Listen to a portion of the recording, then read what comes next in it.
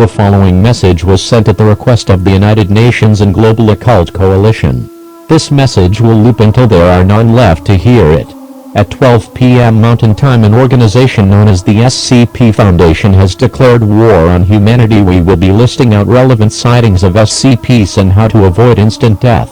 SCP-096 is an entity that will relentlessly pursue anyone that sees its face. Recently, the SCP Foundation distributed its face all over social media. If you saw its face, make sure to blindfold other family members and hide. If you didn't but you start hearing the sound of a small stampede or a loud screaming, cover your eyes and get on the floor. SCP-610, the flesh that hates, is a skin disease that rapidly distorts living tissue. The disease has been spotted in New York, Delhi, Mexico City, and St. Petersburg. If you see flesh masses, run as far away as possible. SCP-682 is a large creature that resembles a reptile. This creature is extremely durable to damage and will regenerate quickly.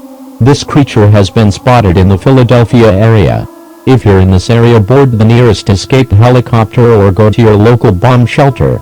If you are still in a compromised area post-evacuation, keep a watchful eye on the people around you and report anyone with a minty smell to local authorities.